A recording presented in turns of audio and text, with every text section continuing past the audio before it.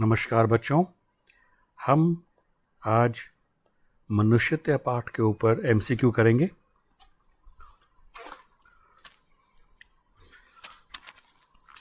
ये class 10th का chapter है। पहला एमसीक्यू है, व्यक्ति को किस प्रकार का जीवन जीना चाहिए। ऑप्शंस हैं, अपनों के बारे में सोचते हुए, स्वार्थकारी, परोपकारी एवं सर्वहितकारी या सभी।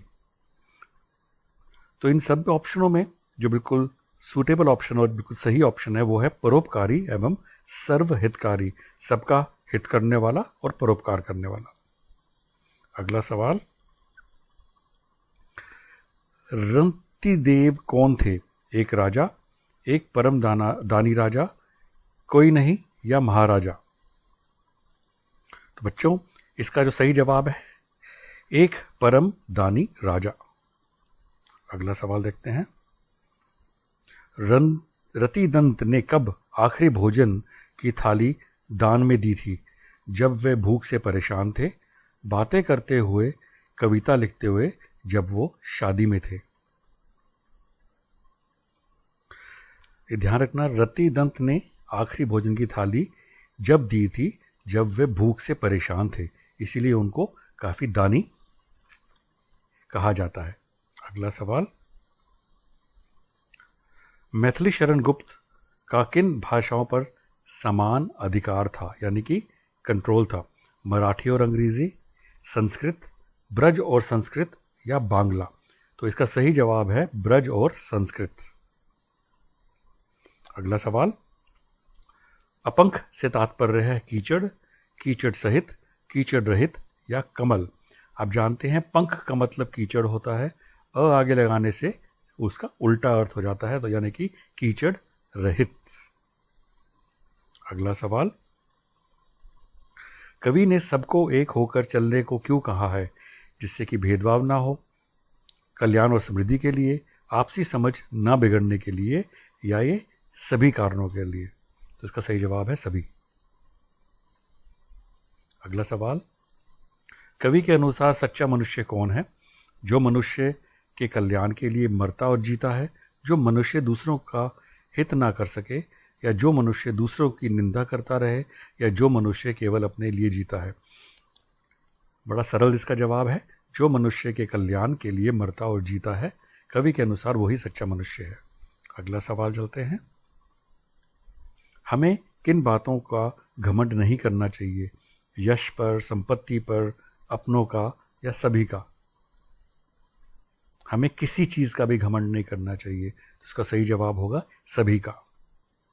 अगला सवाल देखते हैं,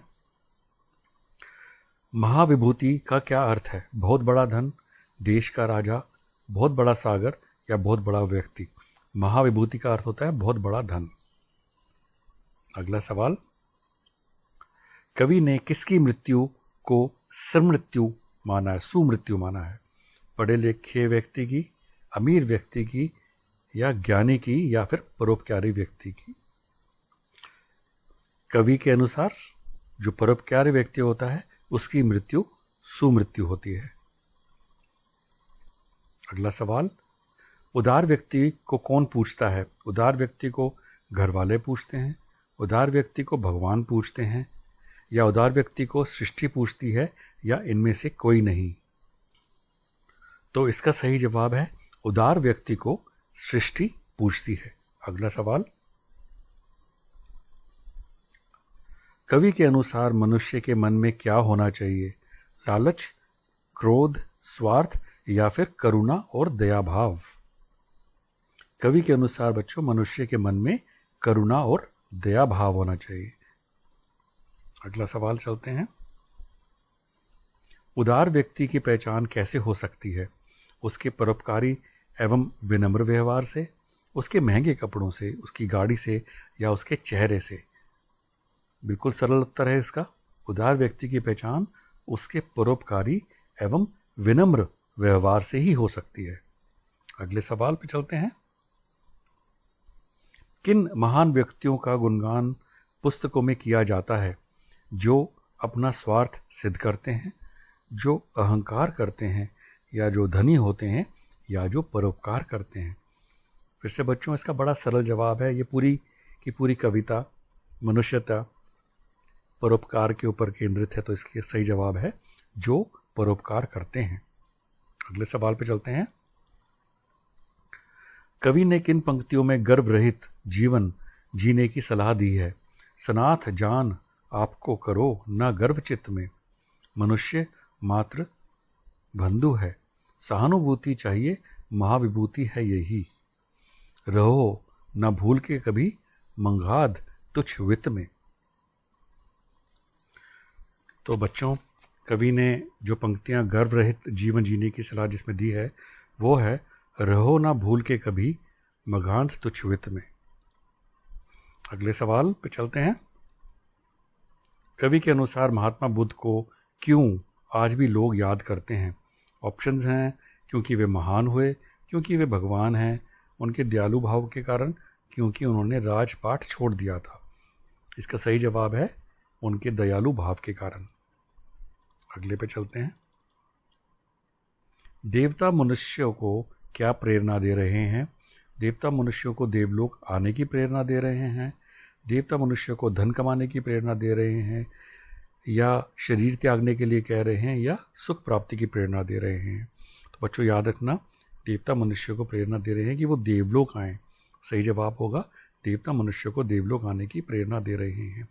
ये जो भी MCQ हैं, आप इस वीडियो के डिस्क्रिप्शन में जाएंगे, आपको वहाँ पे इसका लिंक मिलेगा, आप खुद अटेम्प्ट कीजिए, आपको पता लग जाएगा कि आपको कितने सही आते हैं कितने गलत। अगले सवाल पे चलते हैं। कवि के अनुसार सभी मनुष्य क्या हैं? भाई बंधु, दुश्मन, मतभेदी या दोस्त? कवि के अनुसार सभी मनुष्य भाई बंधु हैं। अगले सवाल पे चलते हैं। उशिनीर शब्द का क्या अर्थ है?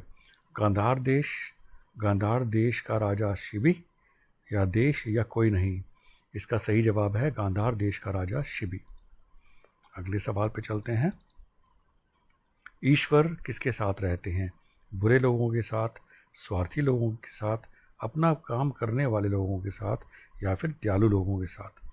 फिर से इसका सही जवाब है दयालु लोगों के साथ ईश्वर रहते हैं। अगले सवाल पे चलते हैं। कवि ने स्वयंभू किसे कहा है? राष्ट्र को, मनुष्य को, समाज को, या ईश्वर को? तो कवि ने स्वयंभू ईश्वर को कहा है। अगला सवाल। सहानुभूति चाहिए महाविभूति है यही का क्या भाव है? धन ही सबसे बड़ा है, दया नहीं करना चाहिए, दया और करुणा का भाव सबसे बड़ा धन है, या फिर दौलत? तो बच्चों इसका सही भाव है दया और करुणा का भाव सबसे बड़ा धन है। अगले पे चलते हैं।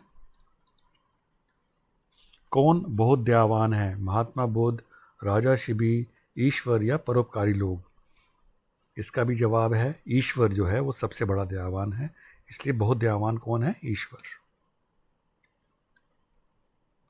अगला सवाल। कबूतर को बचाने के लिए अपना मांस किसने दिया था? रंती देव ने, प्रहलाद ने, उशिनीर के राजा शिबी ने, या राजा ने? इसका सही जवाब है उशिनीर के राजा शिबी ने। अगले सवाल पे चलते हैं। कवि के अनुसार कोई भी व्यक्ति अनाथ क्यों नहीं है? क्योंकि सब समझदार हैं, क्योंकि सब बड़े हैं, क्योंकि सबका पिता वह ईश्वर एक है, क्योंकि सब कमाते हैं? फिर से बच्चों, कवि के अनुसार अनाथ कोई भी क्यों नहीं है? क्योंकि सबके पिता कौन है? ईश्वर हैं। उसका सही जवाब ये है। अगले सवाल पे चलते हैं। गुप्त जी की काव्य की कथा वस्तु पाठक के सामने क्या प्रस्तुत करती है? सभी। भारत के वर्तमान का स्वर्ण चित्र, भारत के अतीत का स्वर्ण चित्र, भारत के भविष्य का स्वर्ण चित्र?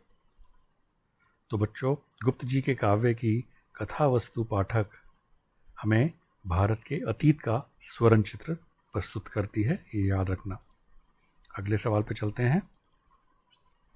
इस कविता में कवि किन मनुष्यों को महान मानते हैं?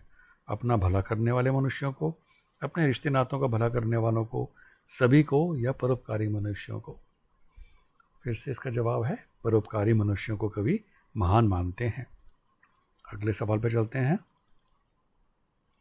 मध्यांत का क्या अर्थ है? गर्व से अंधा, गर्व से भरपूर, गर्व से महान या गर्व से भरा? तो बच्चों मध्यांध में ध अंध आ रहा है, तो इसका सही जवाब है गर्व से अंधा। अगले सवाल पे चलते हैं। मनुष्य मात्र बंधु है से कवि का क्या भाव है? ईश्वर एक है, हम सब एक है, सभी, या हम सब एक ईश्वर के संतान भाई बंधु हैं? इसका सही जवाब है हम सब एक ईश्वर के संतान भाई बंधु हैं। अगले सवाल पे चलते हैं।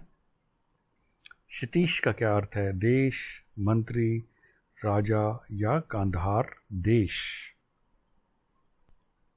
तो बच्चों क्षितीश का जो अर्थ होता है वो राजा होता है, ये आपको याद रखना पड़ेगा। अगले सवाल पे चलते हैं।